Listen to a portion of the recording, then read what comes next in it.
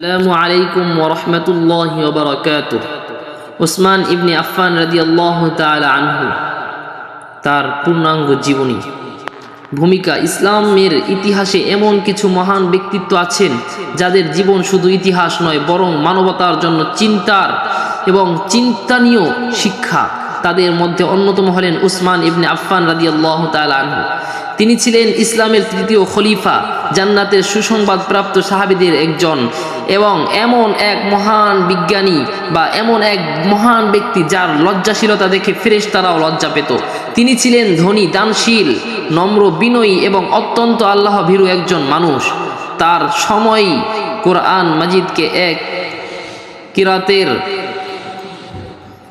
সংকলিত করে পুরো মুসলিম বিশ্বে ছড়িয়ে দেওয়া হয়। তার শাহাদাত ইসলামী ইতিহাসের সবচেয়ে বেদনাদায়ক ঘটনাগুলোর একটি। আজ আমরা তার জন্ম থেকে শাহাদাত পর্যন্ত পূর্ণাঙ্গ জীবন কাহিনী জানব। জন্ম ও বংশ পরিচয়। উসমান ইবনে আফফান রাদিয়াল্লাহু তাআলা আনহু এর জন্ম হয় মক্কার সম্মানিত কুরাইশ বংশে। তার পিতার নাম ছিল আফফান ইবনে আবুল আস এবং মাতার নাম ছিল আরওয়া বিনতে কুরাইজ। তার বংশ নবী করিম সাল্লাল্লাহু আলাইহি ওয়াসাল্লামের বংশের সঙ্গে মিলিত হয় আবদে মানাফের মাধ্যমে। তিনি জন্মগ্রহণ করেন আনুমানিক 576 খ্রিস্টাব্দে, অর্থাৎ রাসূল সাল্লাল্লাহু আলাইহি ওয়াসাল্লামের জন্মের প্রায় 6 বছর পরে। শৈশব থেকেই তিনি ছিলেন অত্যন্ত ভদ্র, মার্জিত ও সৎ চরিত্রের অধিকারী। জাহেলিয়াত যুগেও তিনি কখনো মদ পান করেননি, অশ্লীল কাজে জড়াননি কিংবা মূর্তি পূজা করেননি। ইসলাম গ্রহণ। যখন মুহাম্মদ সাল্লাল্লাহু আলাইহি ওয়াসাল্লাম ইসলামের দাওয়াত শুরু করেন তখন আবু বকর সিদ্দিক রাদিয়াল্লাহু তাআলা আনহু তার ঘনিষ্ঠ বন্ধু ছিলেন।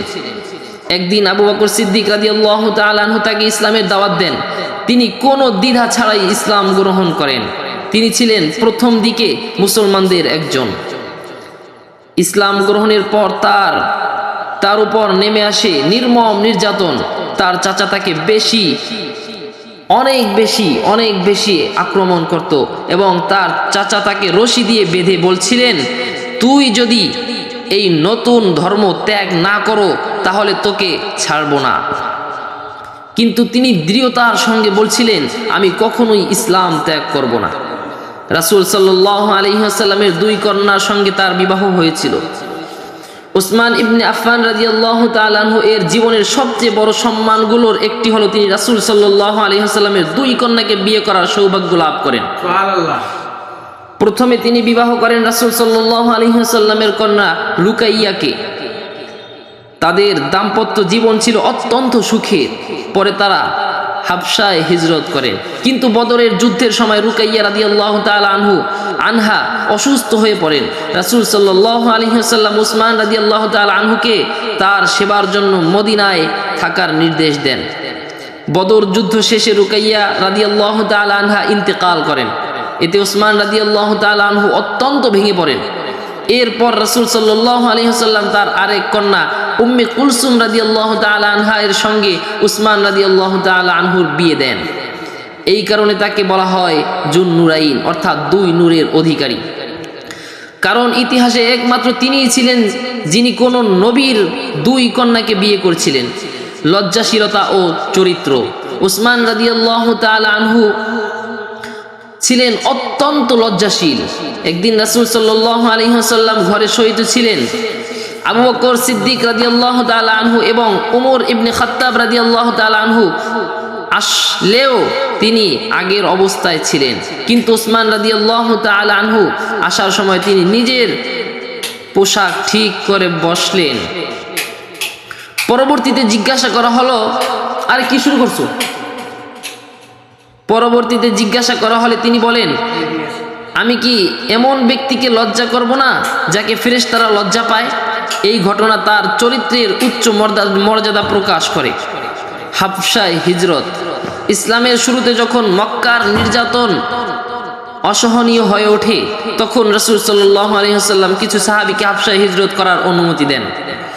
উসমান রাদিয়াল্লাহু তাআলা আনহু এবং তার স্ত্রী রুকাইয়া রাদিয়াল্লাহু তাআলা আনহা ছিলেন প্রথম হিজরতকারী দাম্পত্যদের একজন।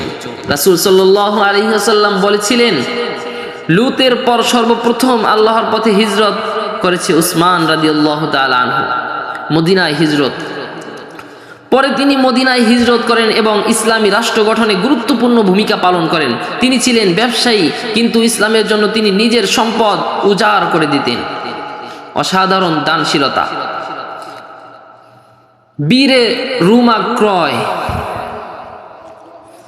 মদিনায় পানির সংকট ছিল। একটি কূপ ছিল যার নাম বীরে রুমা। এক ইহুদি সেই কূপের পানি বিক্রি করত।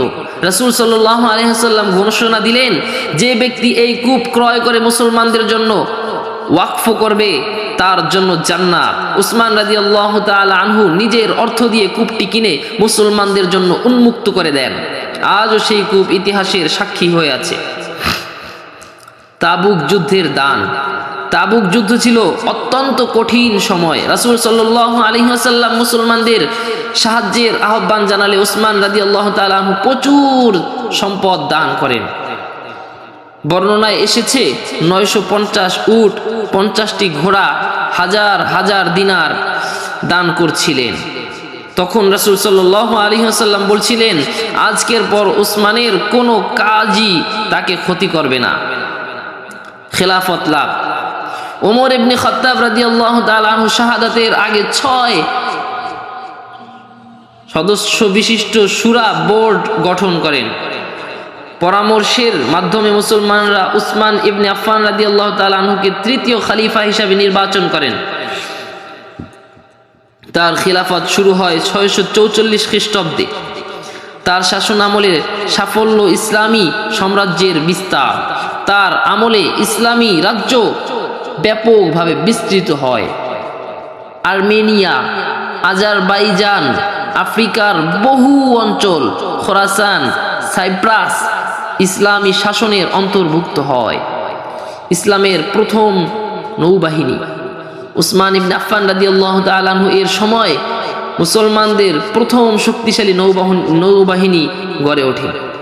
এর মাধ্যমে মুসলমানরা বাইজেন্টাইন শক্তিকে চ্যালেঞ্জ জানায়। কোরআন সংকলনের মহান কাজ। এটাই তার জীবনের সবচেয়ে বড় অবদানগুলোর একটি। ইসলাম বিভিন্ন দেশে ছড়িয়ে পড়লে কোরআন তেলাওয়াতে ভিন্নতা দেখা দিতে লাগলো। তখন উসমান রাদিয়াল্লাহু তাআলা আনহু সিদ্ধান্ত নেন এক কিরাতে কোরআন সংকলন করার। তিনি যায়েদ ইবনে সাবিত রাদিয়াল্লাহু তাআলা আনহুর নেতৃত্বে কমিটি গঠন করেন।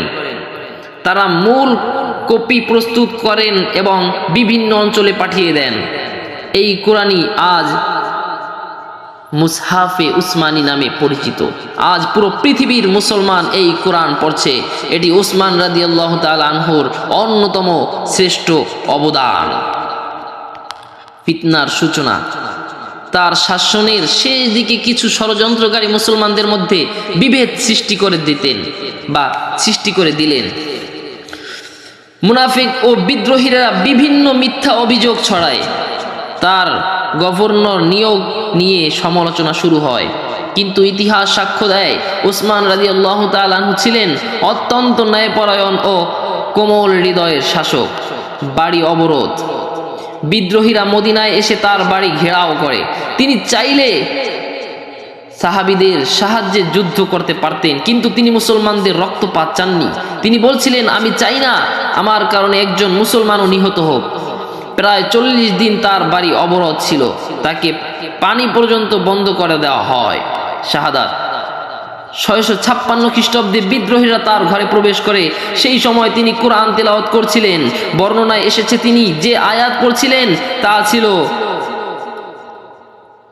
ফাসায়াকফিকাহুমুল্লাহ, অর্থাৎ অতঃপর আল্লাহই তাদের মোকাবিলায় তোমার জন্য যথেষ্ট। এরপর বিদ্রোহীরা তাকে নির্মমভাবে শহীদ করে। তিনি ছিলেন প্রায় 82 বছর বয়সী। তার রক্ত কোরআনের পাতায় পড়ছিল, যা ইসলামের ইতিহাসের সবচেয়ে হৃদয় বিদারক দৃশ্যগুলোর একটি। দাফন। বিদ্রোহীদের ভয়ে প্রথমে অনেকেই দাফনে আসতে পারেননি। রাতের অন্ধকারে তাকে জান্নাতুল বাকিতে দাফন করা হয়। তার গুণাবলী: লজ্জাশীলতা, তিনি ছিলেন পৃথিবীর অন্যতম লজ্জাশীল মানুষ। দানশীলতা, তিনি নিজের সম্পদ ইসলামের জন্য বিলিয়ে দিয়েছিলেন তার প্রায় সবই।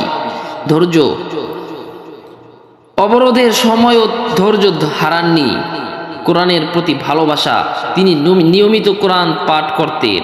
নম্রতা, খলিফা হওয়ার পরও সাধারণ জীবন যাপন করতেন। রাসূল সাল্লাল্লাহু আলাইহি ওয়াসাল্লামের ভালোবাসা, রাসূল সাল্লাল্লাহু আলাইহি ওয়াসাল্লাম তাকে অত্যন্ত ভালোবাসতেন।